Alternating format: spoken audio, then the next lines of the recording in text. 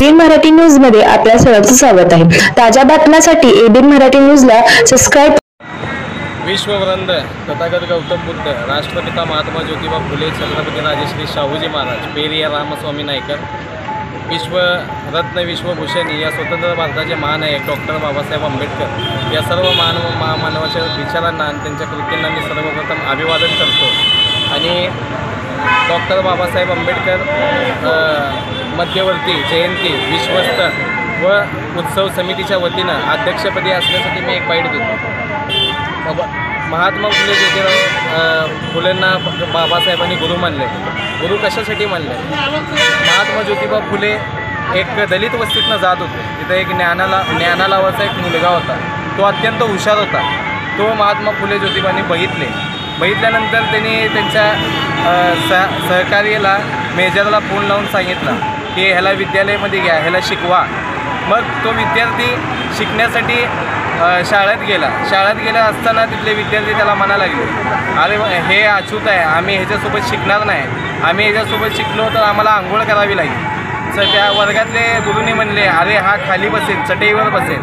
तो बोलले, तर दुसरा विद्यार्थी म्हणला, चटई लागली धरतीवर आणि धरतीवर आम्ही सगळे बसलो येतात, तर आम्ही तरीही विटाळ होऊ या शब्दात त्याने तो ज्ञाना परत कधी शाळेतच गेला नाही। त्यानंतर हे क्रांतिबा ज्योतिबा फुलेंना कळालं असताना त्यांच्या पायातून डोक्यापर्यंत राग आला आणि ते बोलले की मी कुंभार आमचा मटका बनवतो। मटका बनवत असताना आम्ही त्यातलं पाणी पितो, मग ते पाणी पिल्याने कुंभारसुद्धा विटाळ झाला का? सूर्याची किरणे आमच्यावर रोज राज्याभिषेक करत असताना सूर्य ही किरणे ही विटाळ झाले का? आम्हाला एकदा तहान लागली की आम्ही पाणी प्यायला जातो नदी नाल्याजवळ, मग नदी नाल्याजवळ आम्ही जर पाणी पितो तर हे पाणीही विटाळ झालं का? असं म्हणत खरी सुरुवात ज्योतिबा फुलेंनी केली। ज्योतिबा फुलेंनी करत असताना त्यांचे शिकवणार कोण असा किस्सा आला। शिकवणार कोण? तर त्यांनी सावित्रीबाई फुलेंना शिकवलं, त्यांना सांगितलं की आपल्याला पूर्ण महिलांना शिक्षण द्यायचं आहे, पुरुषांना दलित समाजाला शिक्षण द्यायचं आहे। शिक्षण देत असताना त्यांना किती अन्याय सहन करावा लागला। त्यांच्यावर शेण फेकले, त्यांच्यावर पाणी फेकले, दगडानं मारले।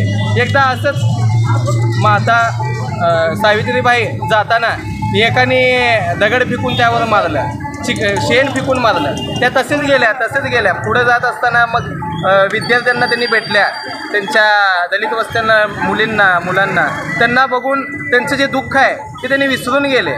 त्यातली एक जण म्हणा लागली विद्यार्थीने की माई तुम्ही रडताय का?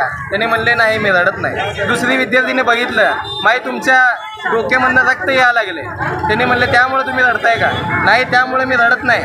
आज खऱ्या अर्थानं स्त्री जातीचा उद्धार झाला, स्त्रीच्या हाताला अक्षर फुटले, यासाठी मी आज खुश आहे आणि माझे आनंदाचे अश्रू आहे। खरं तर आपण सर्व स्त्रीनं प्रत्येक माझ्या माता भगिनीनं व माझ्या सर्व बंधूने आज किती लोक देवळात गेले, देवदासी झाले, किती लोक विठ्ठलाकडे गेले, वारकरी झाले, पण जो क्रांतिबा ज्योतिबा फुलेचे पाया पकडले, जो सावित्रीबाईच्या पाया पकडले, आज त्यांनीच सरपंचपदी, राष्ट्रपती, परत मोठमोठे अधिकारी झाले।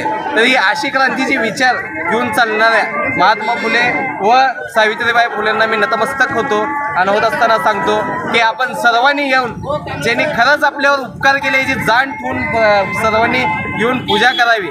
खरे म्हणायला गेलं तर सरस्वती हे पुस्तकाचे ज्ञान आहे, पण मी म्हणतो की ज्ञान ही सावित्रीबाई फुले आहे। कारण का खऱ्या अर्थानं त्यांनी चळवळ चालू केली आणि खऱ्या अर्थानं त्यांनी शिक्षणाचं बी रवलं।